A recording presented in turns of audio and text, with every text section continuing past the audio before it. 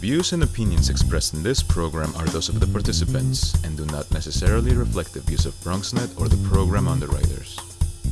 And hello, everyone, and welcome to Open, the one and only show that opens the Bronx and the rest of the world right to you. I'm your host, Daren Jaime. Today, we'll update you what's happening in and around our borough, as well as across New York City. Coming up on today's show, we go front and center, talking about the issue of homelessness. We'll learn how the Coalition for the Homeless is actually helping families during this special time. Then afterwards, we'll discuss how one organization is helping food insecure New Yorkers access nutritious food. And then we'll speak with the Riverdale Y on an event honoring the Reverend Dr. Martin Luther King Jr. And then also, we'll discuss Transportation Alternatives campaign that's pushing for changes in public policy and street design. What does that mean for you? Well, we'll break that all down in a little while. And then we'll talk about how Habitat NYC builds and advocates for quality, affordable home ownership. And then finally, we'll discuss how one app is providing support to New York City bodegas. So stay tuned because all this and much more is heading your way. Right now, we're officially open.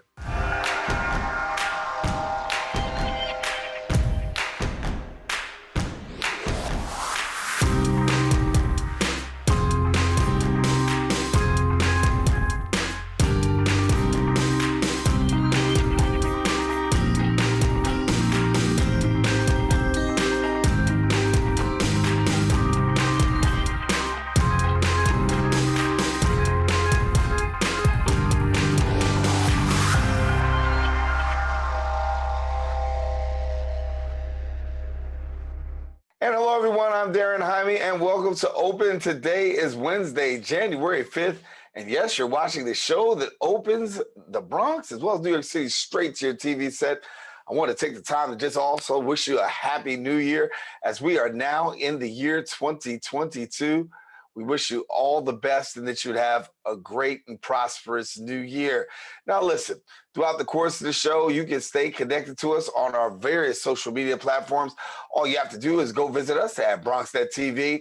And all you have to do is visit our website at bronxnet.org. Well, we got some things going on throughout the course of the time since we've last gathered. We'll take you through a couple of things with our Bronx updates.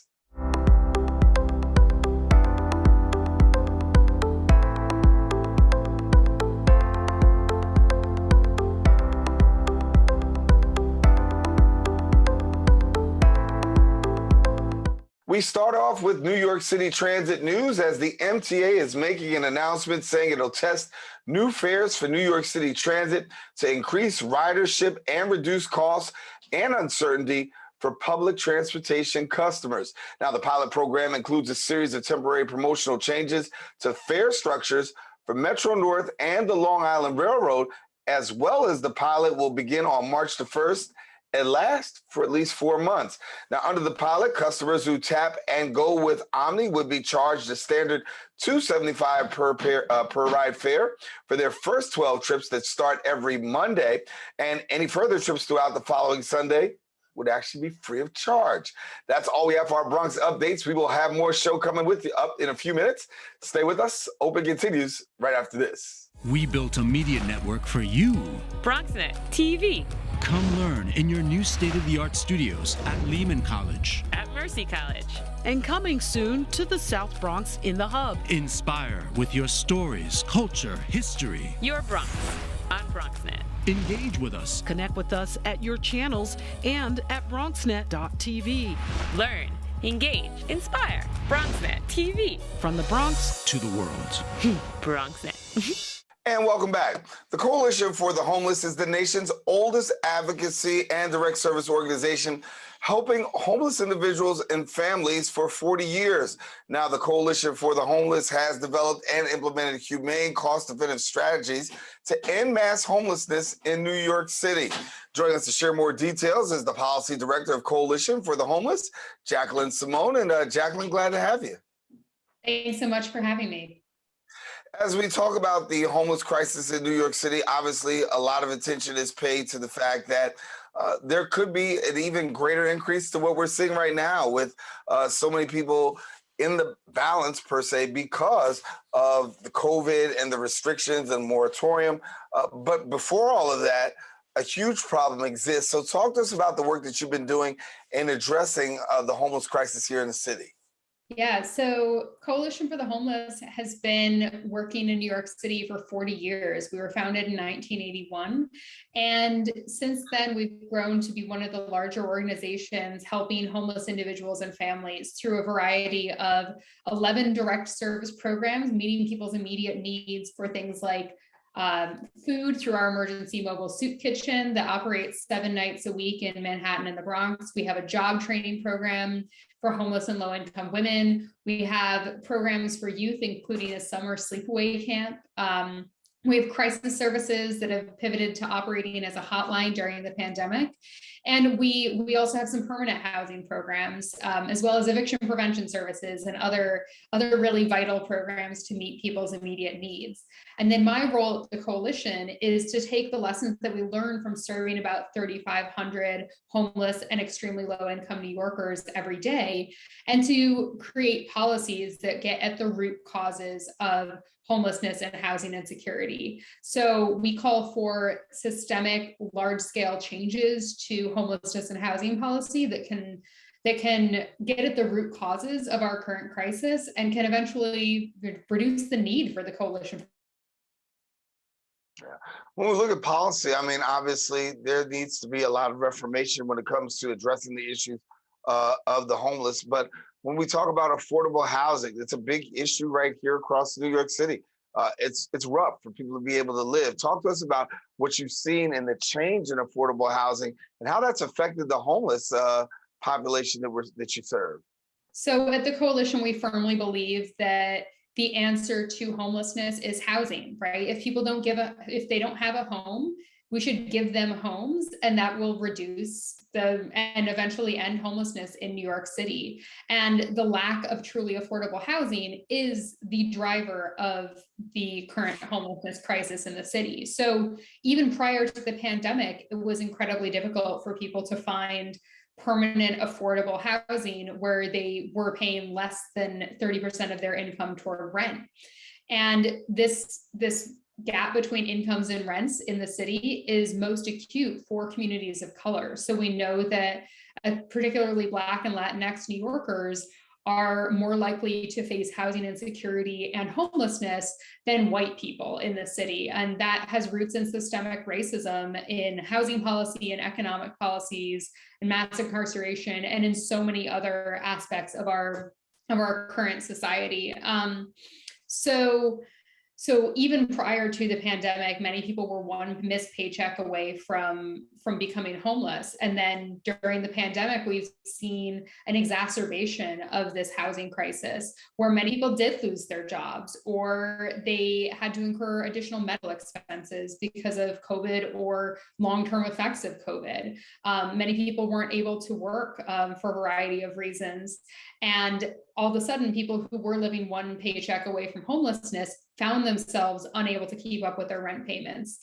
The only reason we have not seen a tremendous increase in homelessness, particularly among families during the pandemic up until this point, has been because of stopgap solutions like eviction moratoria, as well as some financial assistance from the federal government, including dedicated funds to help people pay off their rent arrears.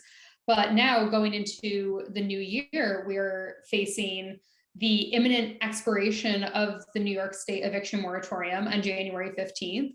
We're also seeing that the emergency rental assistance program application portal has been closed prematurely by the state because they say that they've received too many applications and they don't have enough funding to meet the need. So as we see these protections begin to lapse, we're certainly concerned that the people who had been barely hanging on because of these stopgap measures are going to be at imminent risk of homelessness. Yeah. So as we talk about policy, obviously you're trying to drive it home and let people know that there is an issue when it comes to homelessness and really making your voice heard. Talk about some of the policy initiatives that you're at the forefront of and what people need to know right about now. Yeah, so we need to know that homelessness is a policy choice, right? There's no there's no reason that we need to have 50,000 people in shelters and thousands of people on the streets on any given night in New York City. We have the solutions. We just need the political will to actually implement those solutions at a scale to meet the need. And I think one of the main drivers of homelessness over the past few decades has been the complete abdication of the federal government from investing in permanent housing. So at the federal level, we know that the Section 8 housing choice voucher program is vital in helping people afford their rents. People pay 30% of their income toward rent, and the government picks up the rest of the tab. And that has been shown through decades of research to really stabilize households, reduce homelessness, improve educational outcomes. But currently, only 1 out of every 4 eligible households actually receives a Section 8 voucher. It's not funded as an entitlement like things like food stamps are. And we've been calling for the federal government to dramatically increase the number of Section 8 vouchers, such as through the Ending Homelessness Act of 2021, which was introduced by Representative Richie Torres from the Bronx. We think that it's beyond past due for the federal government to actually invest in permanent housing and to fund Section 8 vouchers as an entitlement. We know that the Build Back Better Act would also dramatically increase the number of Section 8 vouchers. So that would be a great first step in achieving that goal of housing assistance as an entitlement for all who needs it. On the state and city level, though, there are still actions that need to be taken to increase the supply of permanent, affordable, and also supportive housing. And at the city and state levels, we need the incoming mayor as well as the new governor to build upon prior supportive housing commitments to actually improve and expand those programs so that we're bringing more units online. This is permanent housing with on-site support services for people who have mental illness or substance use issues or other challenges. And then there are plenty of homeless people who don't have those extra challenges, but who really just need a place to live and where they can afford the rent. And that's why we're calling on Mayor-elect Adams to ensure that his new housing plan is aligned with the reality of record homelessness, and that any of the new units that we're building across the city are actually affordable to the people with the lowest incomes. Because right now, the bottom rung of the housing market has really completely fallen off for people with the lowest incomes. Yeah. Jacquelyn, Simone, we're going to have to leave it there, but thank you so much for the information. Of course, we'll continue to follow and see how incoming Mayor Eric Adams deals with the whole issue of the homeless, as well as the crisis in affordable housing. Thank you so much for being with us. Great. Thank you so much for having me. All righty. Well, listen, for more information, visit the website at coalitionforthehomeless.org, and then follow them also on their social media platforms at NY Homeless. We are taking a quick break. We have more open. Stay with us. We continue right after this.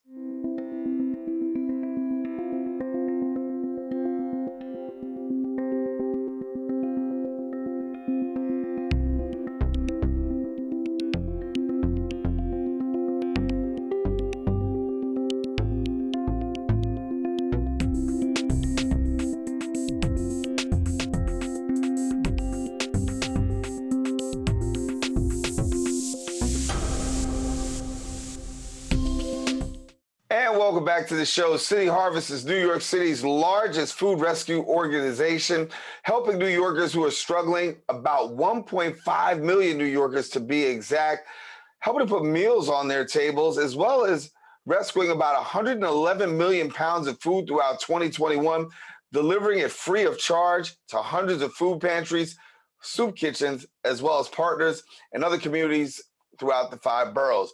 Sharing now more details, we've got the Senior Policy and Government Relations Manager at City Harvest, Keith Carr, who's going to give us a little bit more as to the work of City Harvest and what's upcoming in the year 2022. And Keith, good to have you. Yeah, good morning. And thanks for having us. Hey, thank you. And as we're coming off of a holiday season, obviously 2021, the holidays are generally a busy time of year. But in addition for it being a busy time of year, we know that with COVID-19, the numbers are further exacerbated when it comes to food insecurity. So from your perspective, talk to us about how it's been throughout the holidays and December as we look at food insecurity here in New York City. what I've been saying to a lot of the folks that have been reaching out to us, asking for help, I ask people to remember that people are hungry, not just around the holidays. I mean, people need food in July, people need food in February. So food insecurity and hunger, it's a present presence in our lives. And what the pandemic has really shown us is that most of us are closer to being food insecure than we really realize. But they always say that in New York, people are one paycheck away from being homeless, but you're really one paycheck away from, even before that one paycheck disappears, you're one paycheck away from being food insecure. And too many New Yorkers have to make a choice between putting food on their table and paying the rent, putting food on their table and making sure that the lights are on, putting food on their table and making sure that they pay their child's school tuition. So food insecurity is a reality that most people don't even realize that they're sort of involved in their personal lives, that just because you have food in the house doesn't necessarily mean that you're not food insecure. If you don't really have a choice on what you eat, when you eat, or you have to decide whether you skip lunch or eat once a day, that's food insecurity. And most people don't really realize it because people think that being hungry or food insecure means that you have nothing at all to eat in the house. And for most New Yorkers, that's not the case. Maybe you do have something, but it may not be healthy. It may not be nutritious. And City Harvest is really here to make sure that in between those paychecks, in between your support, whatever you get, that you can receive food from one of the 400 food pantries or soup kitchens that we support. That you can go there and get some healthy fruits and vegetables to make sure that your family has some healthy food to eat. Amazing. I think that you put it in context when you talk about that food insecurity just means that you do not have, I mean, that you're a person that just does not have food at home, but you could have food and still be food insecure. So give us a little insight into how you're able to garner this food and to be able to get it to those houses, those families, and those places that need it the most. So City Harvest is what we call a food rescue organization, which means it's not just in our early model when we first started back in 1982. Our founders would see restaurants throwing food out. At the end of the day, they'd go by a grocery store and see food thrown out, and they would rescue that food and bring that to a soup kitchen or to a food pantry or distribute it to the homeless. Now, City Harvest, almost 40 years later, we rescued and delivered in September our 1 billionth pound of food. So the food comes from food distributors, it comes from farmers, it comes from our restaurant partners who are fantastic. It comes from supermarkets as well as caterers, anyone who has leftover food. They'll give us a call, or our food sourcing team reaches out to them to see if they have anything that they can donate to us. We also receive funds from the state and federal government to purchase certain things to make sure that regardless of whether we get donations or not, that there's always something in the City Harvest warehouse that we can distribute to our pantry network. Tell me a little bit about how the pandemic has actually affected you. I mean, everybody's been affected in some kind of way, but talk about the effect of the pandemic with you. Just the pandemic has really sort of pulled the curtain back to show everyone what I was saying earlier about everyone being closer to food insecurity than they really realize. But it's been actually amazing the way City Harvest has been able to respond to the pandemic. Since the inception of the pandemic, we've rescued and delivered about 240 million pounds of fruits and vegetables to deliver to our food pantries. But at the very beginning of the pandemic, because of fear and because of people getting sick and because of all the other factors that came into play, more than 1/3 of our food pantry partners, close to 100 of our food pantry partners closed. So we had to pivot, and we set up community distributions, like we call emergency relief sites. We increased what we brought to our mobile markets. Our mobile markets are like farmers market style free produce giveaways that we do in all 5 boroughs. So we increased what we would bring to them. We also increased what we would bring to our community partner mobile markets, sort of to fill that gap with all the pantries closing. But we also worked with the pantries that closed to make sure that they could reopen, like, and found out what do they need. Is it PPE? Do you need more volunteers? Do you need more shelving or storage space? So we have an entire network capacity team that works with our pantry partners to make sure that they have what they need to not just operate, but to make sure they stay open. So we've been able to help most of those pantries reopen. Some, the reality is, like, a couple of those may never reopen because the very nature of emergency food is that it's a charitable response.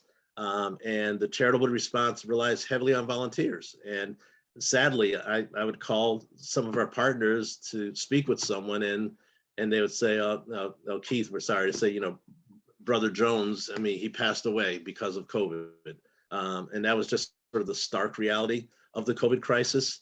And then the face of those volunteers is often, like, you look at who volunteers. It's usually senior citizens or people perhaps with a disability. And those were the people that were told not to go to work, not to come out of their house, to stay at home and be safe. And so out of that fear and out of that precaution, a lot of folks just decided not to return to those volunteer opportunities. So we did help connect them with other volunteers, like mutual aid groups and some other groups throughout the city.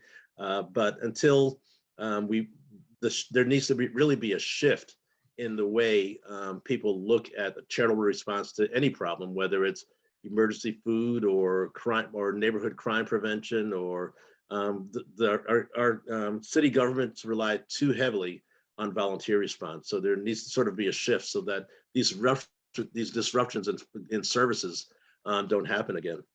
Yeah, amazing. And so many people adversely affected through COVID and this pandemic. And I think that even as we start moving on even further into 2022, we'll even hear more stories as well. Keith Carr, thank you so much for being with us here and sharing with us here on Open, and continue the great work that you got at City Harvest.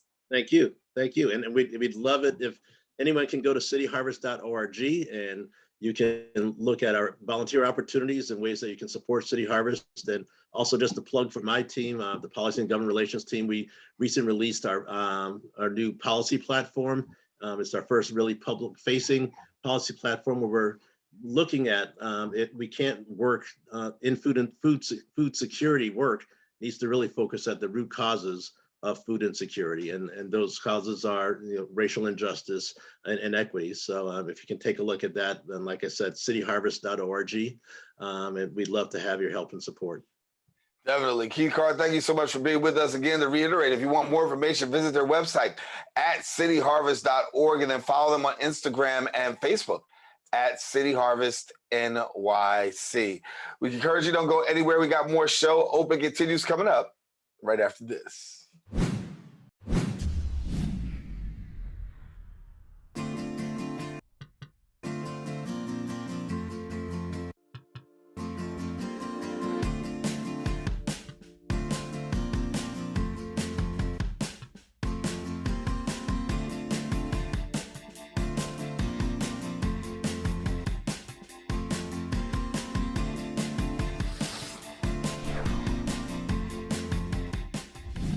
And welcome back to the show. The Riverdale Y enriches the lives of the residents of Riverdale with educational, cultural, recreational, and wellness programs through the lens of universally shared values central to Jewish life. The organization will host the 4th annual Riverdale MLK Day of Service, honoring the Reverend Dr. Martin Luther King Jr. On Enduring Legacy, as well as connecting to the values that he actually championed. Now, joining us and sharing more details is the Riverdale Y's Director of Volunteer Services, Alexandra Nyashima, and also the Director of Community Engagement and Coordinator of the Riverdale Jewish Community Partnership, Rabbi Joseph Robinson. And thank you so much for being with us. No, it's a pleasure. Thank you. Yeah, thanks. We're happy to be here. Thank you. And so as we are preparing, and the couple of weeks, actually, we'll be celebrating Dr. King Day. Talk to us, Rabbi, a little bit about what the Riverdale Y has in store.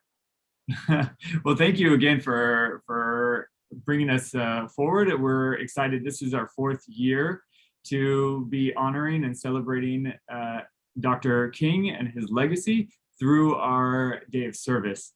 Our Day of Service is going to take place on Monday, January 17th.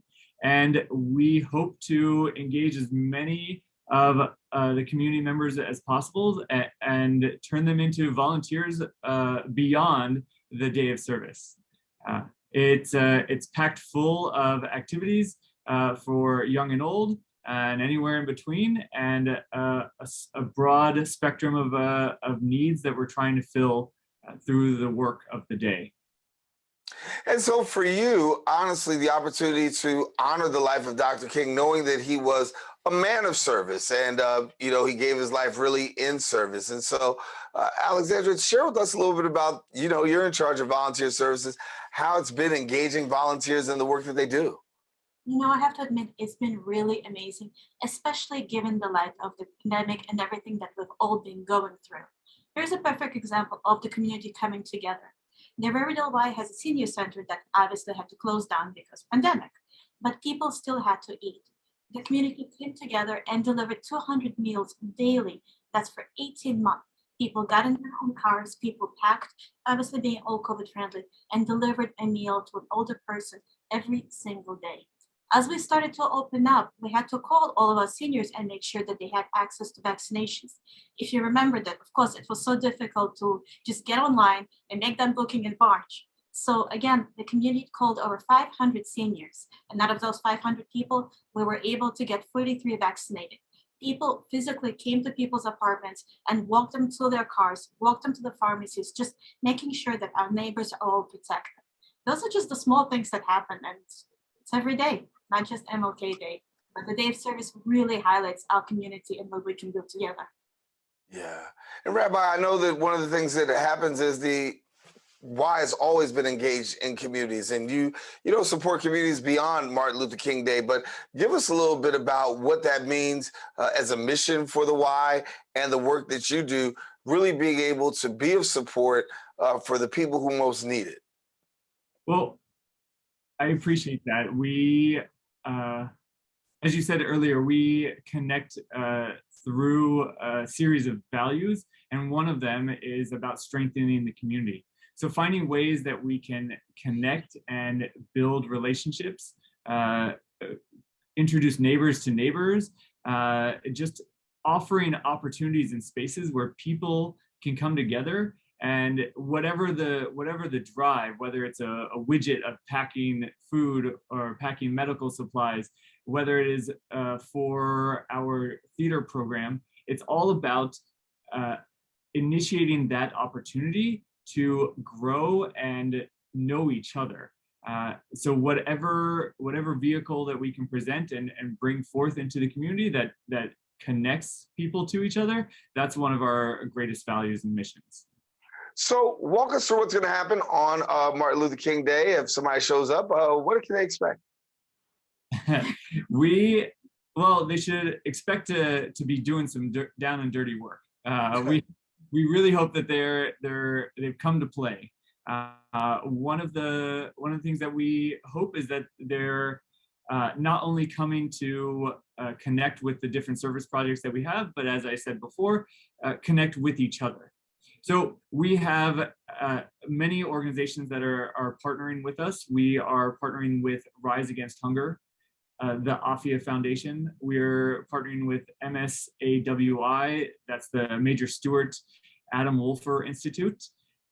We're doing an intergenerational mural project, and we're also partnering with the Red Cross. So there's a lot of wonderful organizations who are already doing some great and sacred work out there that we now get to help bring further into our community. And so, Alexandra, for people who want to take advantage of being a volunteer and really be a part, I know that you're working with volunteer services. How do they get connected? What do they do? First step is simply reaching out. It's already a great beginning. Whether somebody calls, emails, goes online onto our website and looks up volunteer services, that's the first step, is express interest, fill out the application, and then we can have a discussion and we partner you with the opportunity that really matches your heart. Some people love taking care of older adults, and some people are really passionate about food justice. So for example, we just started a mobile pantry last month in conjunction with Met Council, and two amazing volunteers showed up when they heard it, just out of nowhere, and they said, I am here to help. So first step, just show up or be ready to use your heart. That's all we can ask for. Yeah. Well, Rabbi Alexandra, we want to thank you so much for being with us here on Open, and best wishes as we approach the Martin Luther King Jr. holiday. We know that there'll be plenty of people out doing a day of service, and one of those places is right there at the Riverdale Y. Thank you so much for being with us here on Open. Thank you. It was you. a pleasure. Bye. All righty. Well, we want our viewers to know if you want more information, please visit the Riverdale Y at their website, riverdaley.org, and then follow them on social media at Riverdale Y, Riverdale My WHA. I'm sorry about that. All right, listen, we got more show. Don't go anywhere. Open is continuing coming up right after this.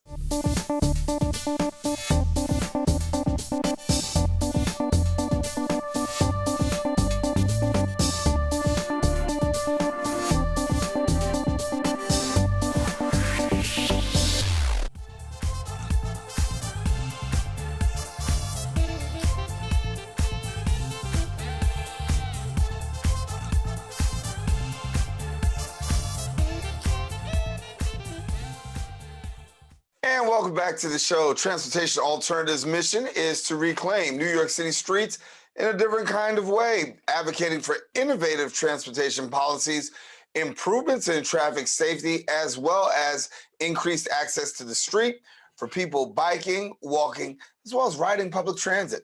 And joining us to share more details, we've got the Bronx organizer, Transportation Alternatives, Shawn Garcia. And Shawn, pleasure to have you with us. Daren, thanks so much. Always great to be on BronxNet. Well, as we talk a little bit today, I want to, get an opportunity to have our viewers know that you guys really have, when we talk about advocacy in a different kind of way, when you want to see pretty much automobiles on one side, but then you want to see a different kind of lifestyle in the way of transportation. So for people who don't know about the move and the initiative, talk about it. Yeah, so like you were saying, we've been around for a while. Going on 50 years next year. And really, we've been, for those 50 years, advocating for more alternative use of bicycles, of, shared spaces, pedestrian spaces, limiting, our emissions via cars, limiting the traffic on our streets, increasing public transportation, increasing access to open spaces. And really with this thought process that the majority really of New Yorkers, and especially in the Bronx, the majority of us don't drive cars. The majority of us are using public transportation, are pedestrians, are cyclists, and that really the way that we design our city and the way that we do it in an effective, safe way, and one that is dealing with the times of climate justice is in a manner where we create more balance. We create more balance where the usage of our streets are not only servicing cars, but also servicing pedestrians, cyclists, and other forms of transportation. Yeah. So let's take a ride around the Bronx for a minute, take a look at a few places, and give me some thoughts. When we talk about the Grand Concourse, you'd like to see some things done there. Yeah, I mean, the Bronx, like with many issues in our borough, the Bronx has gotten the smallest amount of investment of bicycle infrastructure. We're talking, less than 5% of all bicycle lanes in the city are in the Bronx, compared to like our neighbors in Manhattan, where nearly 50% of all bicycle lanes are there. Also, in the Bronx, we have 3 major highways that are going through the Bronx and creating a lot of congestion, a lot of traffic, a lot of environmental concerns. And, there's an imbalance there. We're getting the least amount of investment, but then on the flip side, we have the highest rates of asthma. We have the highest, we're ranked worse in all, metrics of health. We are the poorest county in the census, in the whole United States. And so there's a balance that needs to be struck there. So we have been calling for more investment in the Bronx, more infrastructure investment. Not only the creation of bicycle lanes, which is important for everyone's safety because it creates a buffer from cars to curbside, which is safer for pedestrians, but also for the increased usage of bicycles in our city. The pandemic has, push people to use more alternative forms of transportation. And there's also delivery workers and service workers that are using these lanes. And so we're trying to get more of that's happening in the Bronx. And Grand Concourse has been one of the big projects for the past decade that we've really been working hard on. But it's another demonstration of the city's lack of investment in the Bronx, because the project has been going on for a decade. The reconstruction of Grand Concourse, the increased pedestrian islands that we're trying to get so it's safer for people to get across the street, the increased bicycle lanes, mobility lanes, the increased service lanes. The city is just moving really slow on the Grand Concourse. So while in Queens, with Queens Boulevard, the city was able to get that done in like 4 or 5 years, Grand Concourse is coming on, nearly 12 years since the initial thought process around reconstructing the Grand Concourse, and we're not even halfway done. So we really try to push the city to make sure that they're doing that proper investment into the borough. Yeah, and when we talk about the Grand Concourse, that's one area that you would like to see some improvement on. I also know that Boston Road is another place of concern, and calling for a safer Boston Road. That's right. And so when we're talking about safety, we're talking about creation of bicycle lanes. We're talking about creation of pedestrian islands, right? Little segments in the street so that if you're a 75-year-old woman trying to get across the street, you don't have to sprint 100 yards to get there. But that there's safety points for people to stop. We're talking about more calming measures, lanes that clearly delineate where cars are supposed to be, dedicated busways, traffic lights, creating more speed limit cameras on these intersections where cars like to speed through, and making sure that that's not happening, especially in our residential areas and in school zones. And so Boston Road is a very, very chronic place where injuries happen, a lot of fatalities. The Bronx ranks #1 in terms of traffic related deaths. In 2021 alone, we see the majority of traffic related deaths happening in the Bronx and in Upper Manhattan, right? So that's adjacent to us. So we're talking like 1/3 of all fatalities related to traffic crashes are happening in our neighborhoods and in our communities. And so we need to really address these issues and make sure that people are feeling safe, regardless of how they're moving through the city, whether they're using public transportation, a bicycle, or even a car, that they're doing it in a safe manner. When you talk about bicycles, I want to jump in there for a minute, because I know that a lot of concern is about having bike lanes, because we know that a lot of people are not driving. We've gotten plenty of people taking public transportation and bike lanes. Where would you like to see the emergence of bike lanes, and how do you see bike lanes playing out in the borough, particularly given the fact that we are seeing an increase in ridership there? Yeah, so, the Bronx is lucky in the sense that we have a lot of wider intersections that lend themselves to construction of bicycle lanes and to these kind of safety measures that we're calling for. So we have the space to do it, unlike some boroughs like in Manhattan, where there's a lot of negotiation and navigating that has to happen with different spaces. The Bronx, we don't have that much of that issue. And there's a lot of major corridors like the Grand Concourse, like Boston Road, like Westchester Ave, where we can start creating more bicycle lanes, pushing the Department of Transportation to make those bicycle lanes and making connection points, right? Because you want to be able to go from Manhattan into the South Bronx, ride through the South Bronx into the East or North Bronx, go up to Van Cortlandt, get to upstate New York. You want to have all those connection points. And what we have in the Bronx is like, you'll have a bike lane maybe for 5 blocks, then it disappears. Then you have no enforcement of double parked cars in the bicycle lanes. So bicyclists are then forced into very dangerous conditions where they have to merge into traffic and potentially, get into a crash, incident, a conflict with a car. And so we want to see those things corrected in the Bronx. And we have so much possibility. The thing is that the Bronx has been so neglected. Many times it's hard for our residents and our communities to understand how we can look at our communities and transform our intersections. We don't really have clear examples, right? We don't have these major bicycle lanes like they do in Manhattan on 1st or 2nd Avenue that stretch for many miles. We don't have that in the Bronx. So it's hard for us to imagine what it could look like. So we have to use a little imagination, and we also have to look at the clear examples of how it's working in other communities and start bringing those models into the Bronx and transforming it for everybody and really making it an enjoyable and safe place for everyone on the street. You want to be able to know that you're 10-year-old kid can get on the bicycle lane, ride over to Van Cortlandt Park, and not be at risk of getting hit by a car. We don't have that kind of safety in the Bronx.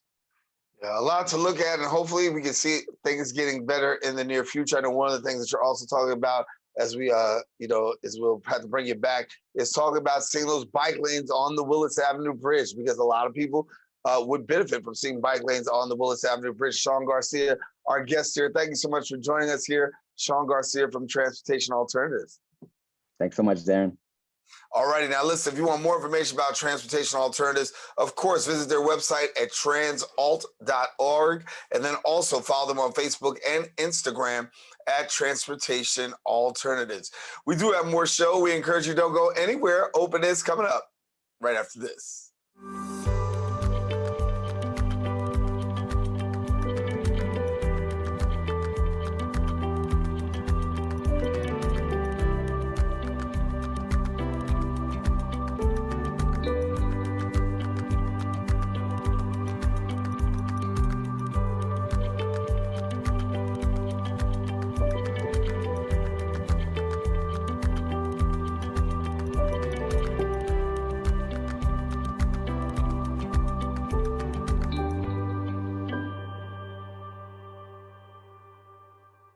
And welcome back to the show. Habitat NYC is a not-for-profit housing developer that's working with both government agencies as well as philanthropic donors to offer hardworking New Yorkers a hand up, quote, and not a handout.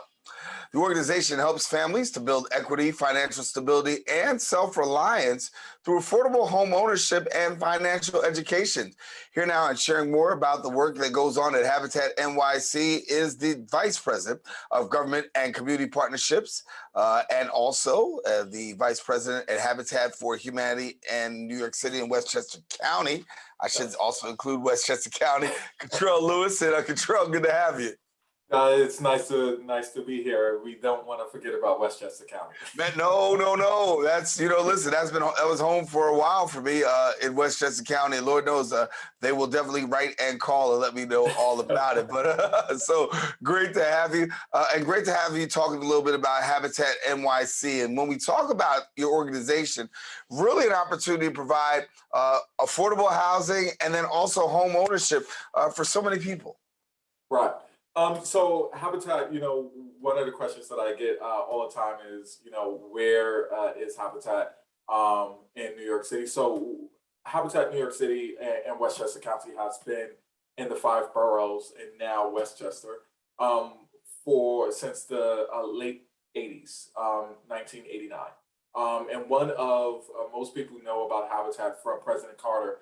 President Carter's first Habitat project that he actually built on was in New York City.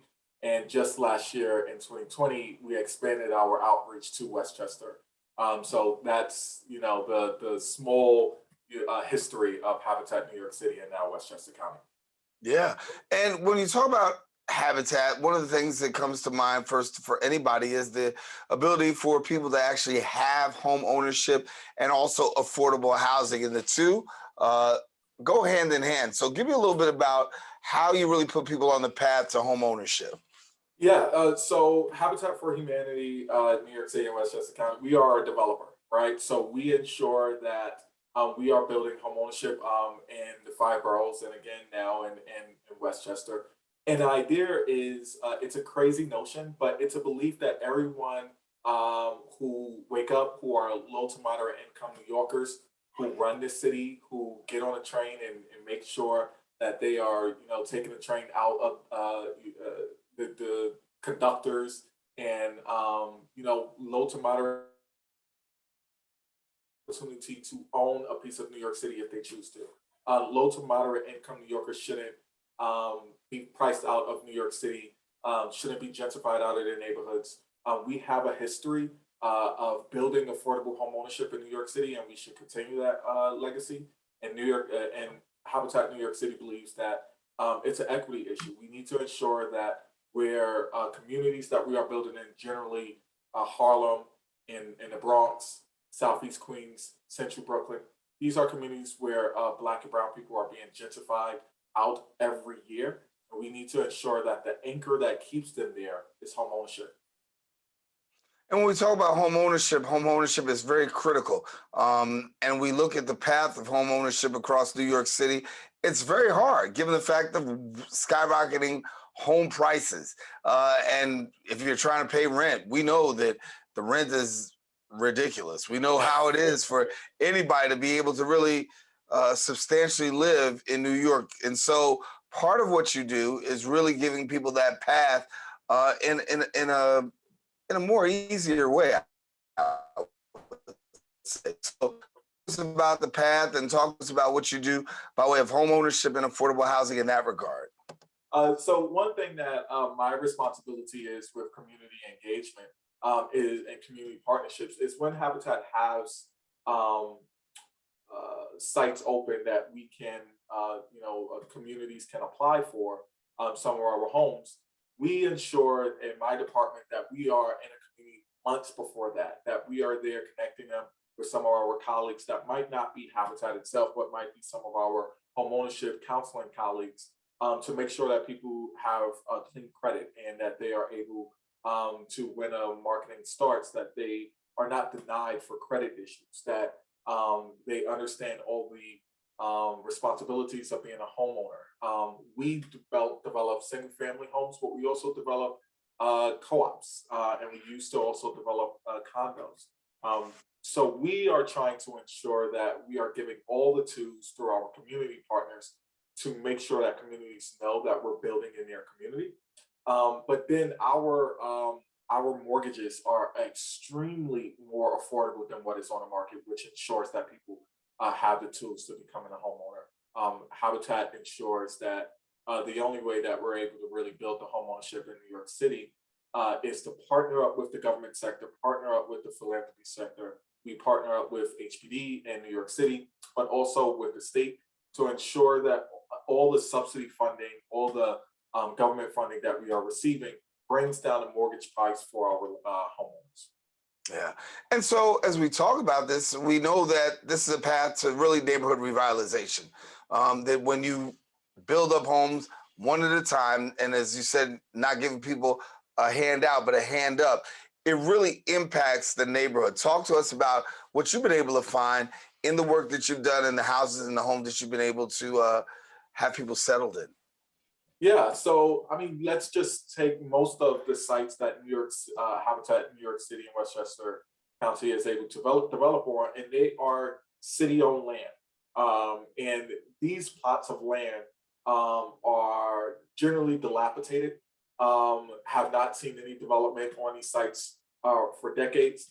And Southeast Queens, for example, we have partnered up with NYCHA, the local housing authority, has done a request for proposal to develop. We're in our third phase. We've done about 40 to 50 homes out in Southeast Queens of developing homes that no one has lived in for decades. So whether it is on city-owned land that has been dilapidated, or abandoned properties that we have to rehab or completely gut or demolish and build up, what we're seeing is we're giving people a chance.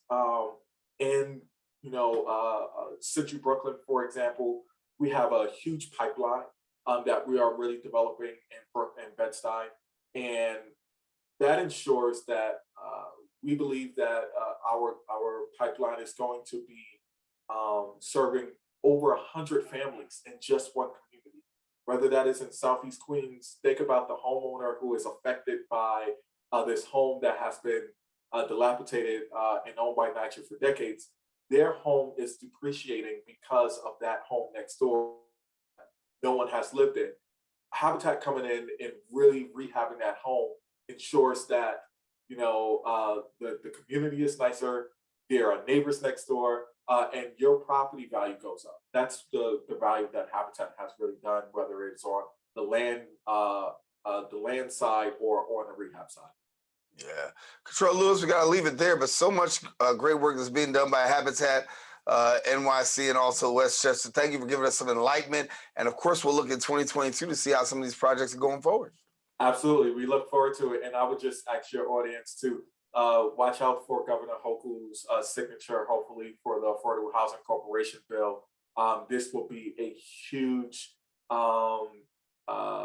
investment in home ownership from a state level. We look forward to Governor Hochul signing that bill. Yeah. Oh, we'll see how it goes. And of course, when she does, I will definitely have to have you back and get your reaction on that one. Thanks much. Absolutely. I look forward to it. Thank you. All righty. Well, one of our viewers to know, if you want more information, listen, you can visit their website at habitatnyc.org, and then also follow them on Instagram and Twitter at habitatnyc_WC. We have more show coming up. Don't go anywhere. Open continues coming up in a few.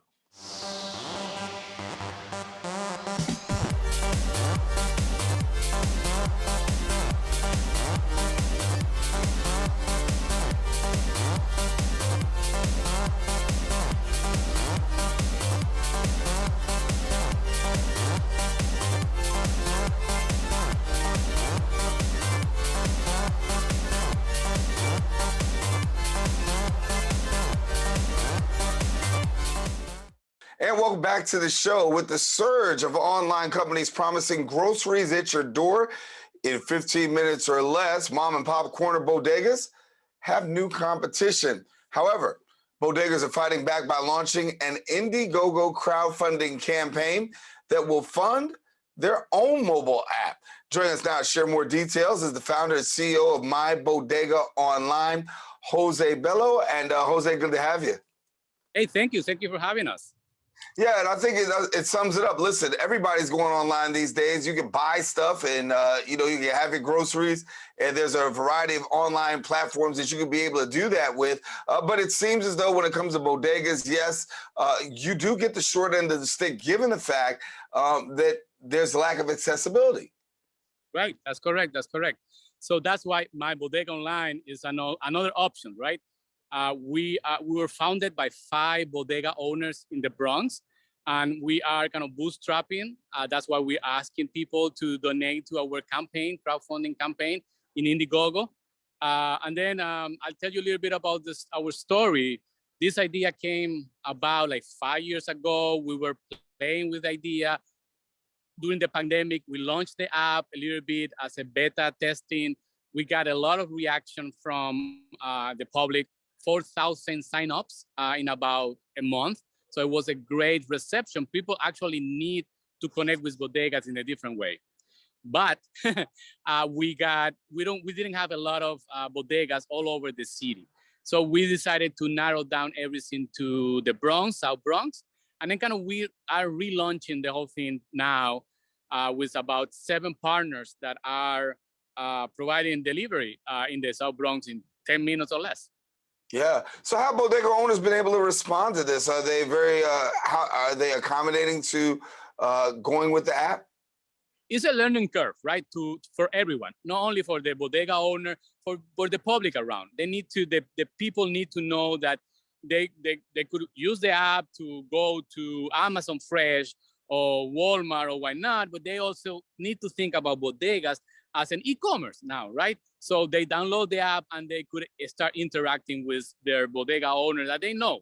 It's just that right now people phone call the bodega to do the orders. You need to know the number.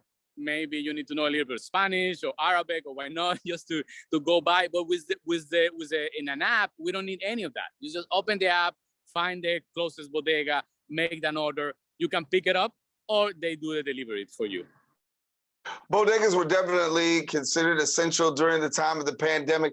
Talk to us about where we are right now, or what you see with bodegas and the traffic that you're getting now that this pandemic is taking even into a new variant, and where we are right now.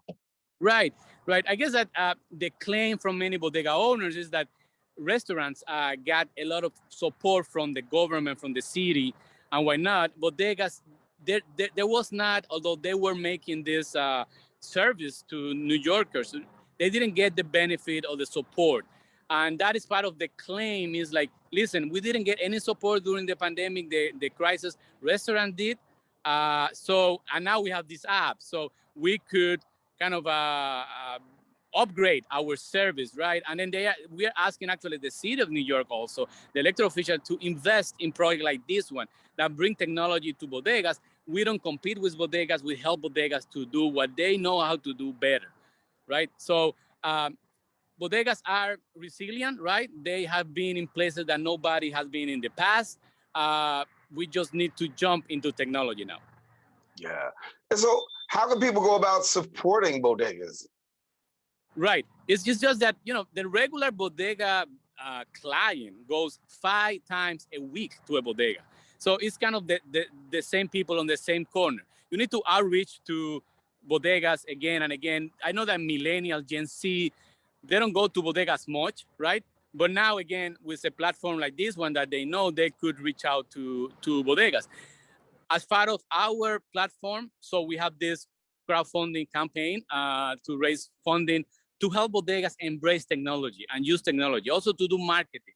We do micro marketing. We go around the neighborhood, 2 or 3 blocks around our partners, and then we visit all the apartments, and then we distribute flyers and whatnot. Because again, we need to make people around a bodega aware that bodegas are e-commerce now. Yeah. And so for people who want to get connected to the app, how hard is it, and what do they need to do?